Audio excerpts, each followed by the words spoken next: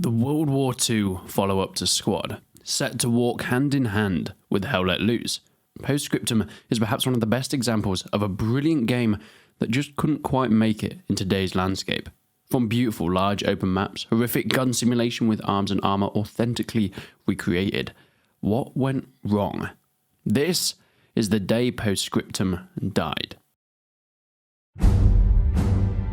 Developed by Periscope, this game offers an immersive experience of what it was like to be on the front lines during one of the most significant events in human history. The game focuses on the historical Operation Market Garden on one-to-one scale maps. Post Scriptum was set to be this World War II version of a simulation FPS. Much like its predecessor Squad, you are not a one-man army. You're part of a team. Your survival will depend on how well you work together.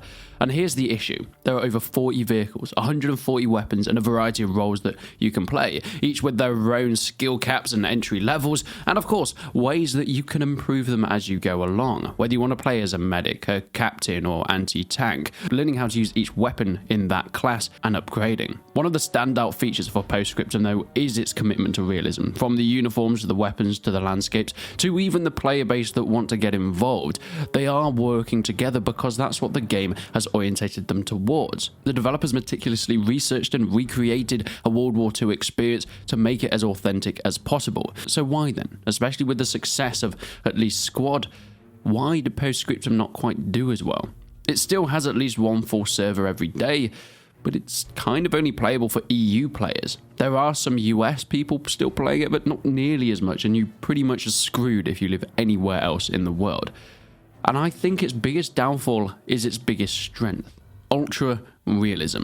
This is something that is lauded over by gamers and has been for quite some time now. Whether it's complaining that a Call of Duty title is too arcadey and Battlefield is better because it's larger scale, neither really hold a candle to the realistic simulations that we have today. Arma 2 and Arma 3 were the closest to the largest scale simulated military shooters that we had, both being meticulously crafted in these huge worlds and trying to be orientated towards the more hardcore gamer types. Then you have something like Insurgency, still going for more realism with very fast time to kills, minimal HUD and no kill feeds, but on a smaller scale, almost trying to bring in that Counter-Strike crowd to go for a realistic look on the genre. And then you have somewhere in the middle, the Battlefields of this title. Whether it's Squad in the modern day or Post Scriptum in World War II, they are bringing that middle ground of large scale but not humongous maps like an Arma, but also focusing still on that first person individuality and combat whilst bringing in team play, working together with squads, commanders,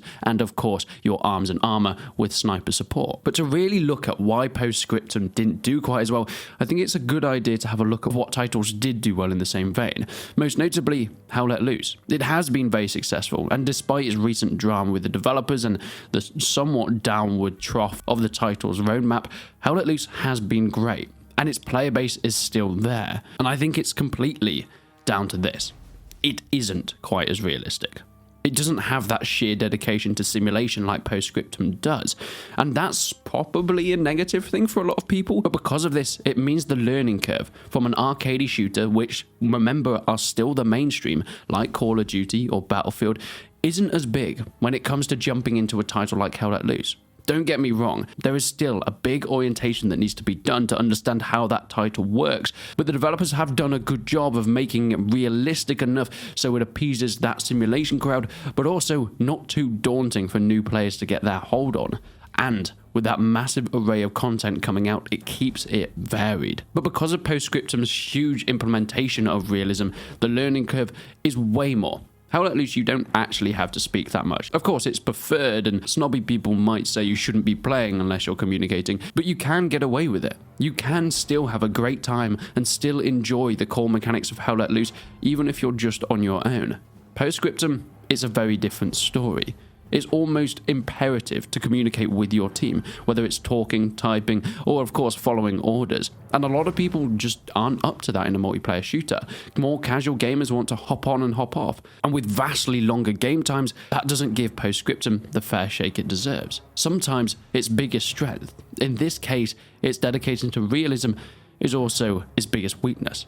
But we're here talking about the day Post Scriptum died, the day everything shut down for the title. And I think for me and most, that would have been December of 2022. It was rumored that the developers were completely laid off, that there will be no one else working on the title from this point forward, and that seems to come into fruition.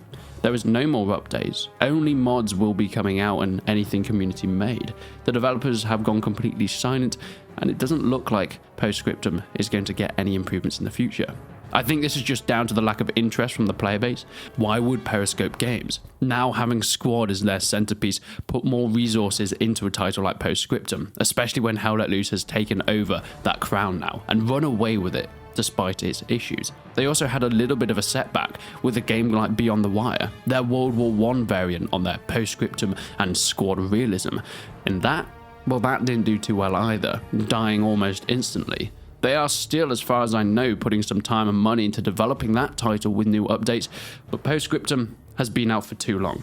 I think it's just been a little bit too much for them to want to carry it on, taking up a little too many resources. So it doesn't matter now whether Post Scriptum was a successful title or not. There's still a debate to be had, but at the end of the day, the developers don't see more reason to carry it on, which I think is sad. We do have Hell Let Loose now, but competition is always healthy, and we've seen recently Hell Let Loose's lack of competition has meant the developers have started to slack off. They've made decisions that haven't really been in conjunction with what the community wants, and where the developers and the community saw the game going seem to stray in different directions.